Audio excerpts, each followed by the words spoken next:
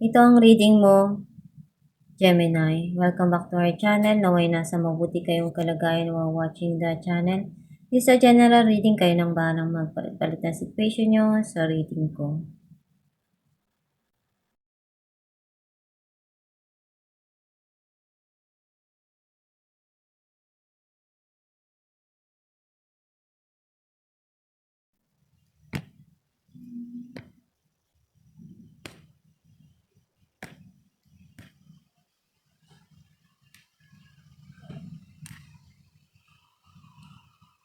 At the bottom of the deck, the Lovers. I feel like ang nasa-sense ko na energy mo, andun na yung pagmamahal na binibigay mo sa taong mahal mo na punong-puno or sa mga taong nandyan para sa'yo at nananatili na minamahal ka kahit ano yung mangyari. And gagawin mo ang lahat do sa mga taong mahal mo dahil alam mo yun yung tama na gawin at ipakita sa kanila kung ano yung makakaya mo na maibigay sa kanila.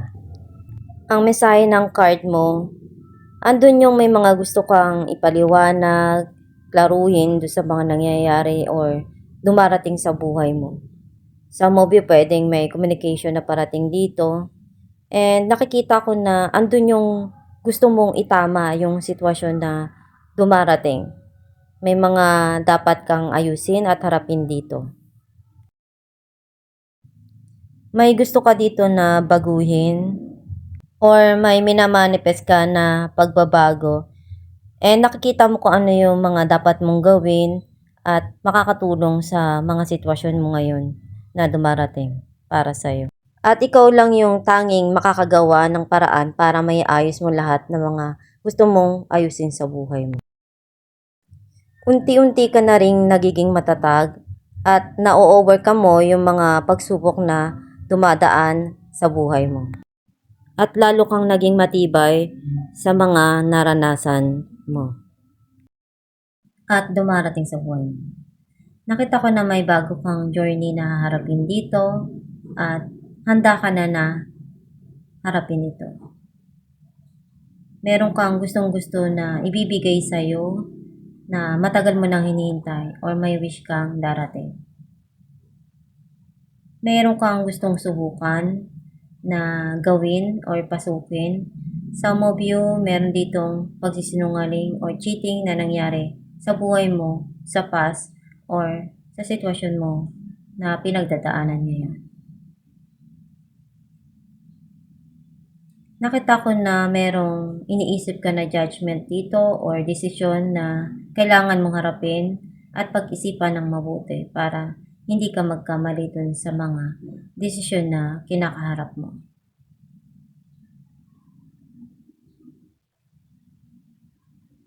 May mga pangarap ka na gusto mo ma-achieve pa sa buhay mo at pinag-iisipan mo ng mabuti. Mga pangarap mo na paano mo ma-achieve yung goal mo, kung ano yung dapat mong gawin na paraan, at kung ano yung mas maganda na makakatulong para sa iyo doon. Clarify natin ang Queen of Swords, Ten of Cups, and Page of Wands. Andun yung may magandang balita na papasok or darating sa buhay mo. Some of you, alam mo kung ano yung dapat na itama, gawin dun sa sitwasyon na magpapasaya para sa'yo. Some of you, nakikita ko na meron darating dito na long term na happiness na talagang matagal mo nang gustong ma-achieve or makuha sa buhay. And nakikita ko naman na andun yung passion mo para sa pamilya mo na gusto mong maipakita sa kanila yung totoong pagmamahal. Clarify natin ang strength, Five of Pentacles, and Nine of Wands. Nakita ko na andun yung sobra kang nalungkot dun sa sitwasyon na yun. Pero iyon yung isa sa nagpatibay at nagpatatag sa'yo. Gagawin mo lahat ng makakaya mo para dun sa mga pangarap mo, sa mga dumarating sa'yo na pagsubok na malagpasan yun at hindi ka magpapa-apekto dun sa mga pinagdadaanan mo sa buhay. Clarify natin ang Nine of Cups,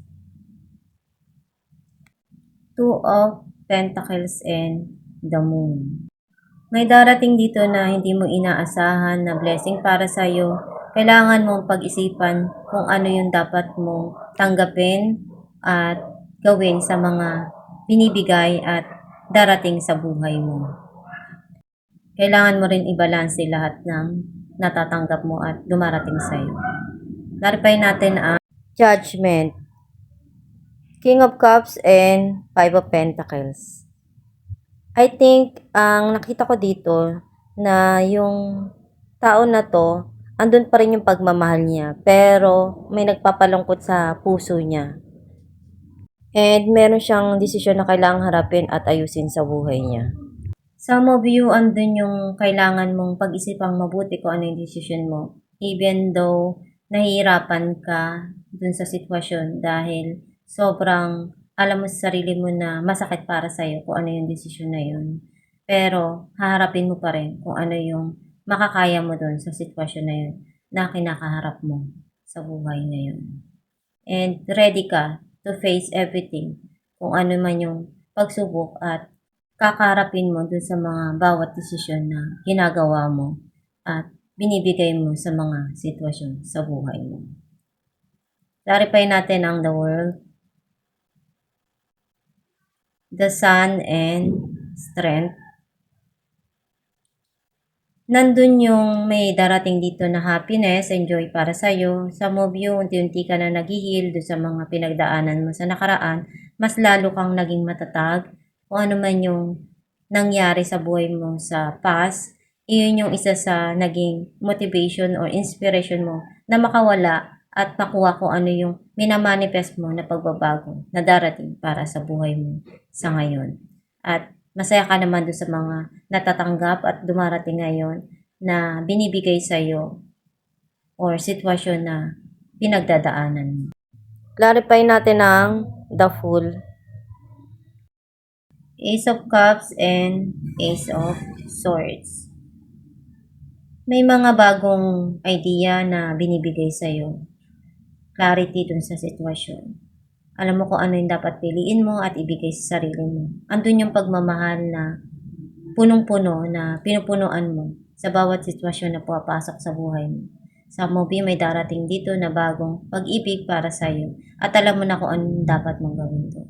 Clarify natin ang Seven of Swords, the Emperor, and the Page of Wands. Nakita ko na andun yung passion nitong tao na to.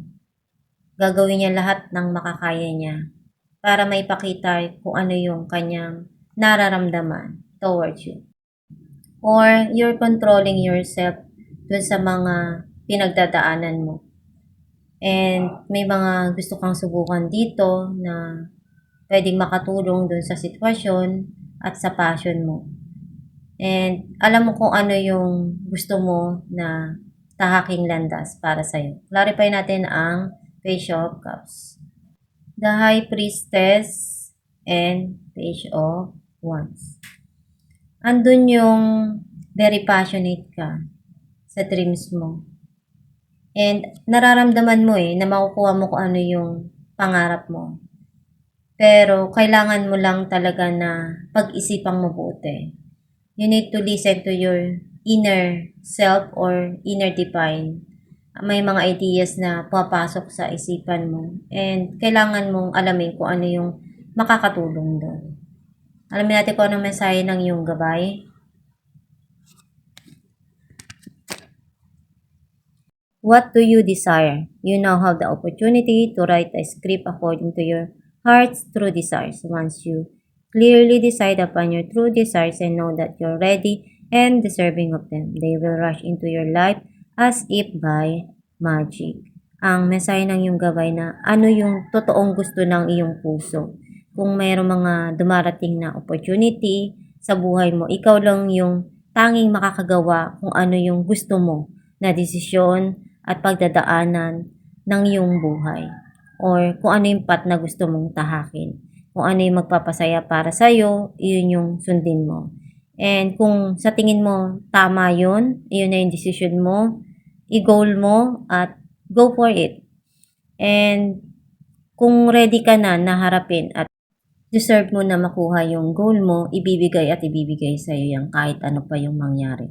Basta, pagsumikapan mo lang na malagpasan yung mga pagsubok na dumarating sa buhay mo at ibigay kung ano yung makakaya mo sa kung ano man yung pinagdadaanan mo ngayon. Magdasal ka lang palagi para magabayan ka dun sa path na gusto mong tahaking landas, or kung meron kang kailangan na desisyon na nahihirapan ka, connect ka sa Diyos Ama para mabigyan ka ng tamang ideas, advice na makakatulong dun sa iyong pinagdadaanan. And andyan lang palagi sila. Ginagabayan ka, hinihintay ka lang ng Diyos, ng gabay mo. Every time na kailangan mo sila, magdasal ka lang para mabigyan ka ng tamang payo, tamang desisyon para sa pinagdadaanan mo. At itong yung reading, Gemini, kung nakaresonate, kindly comment down below. Thank you for watching.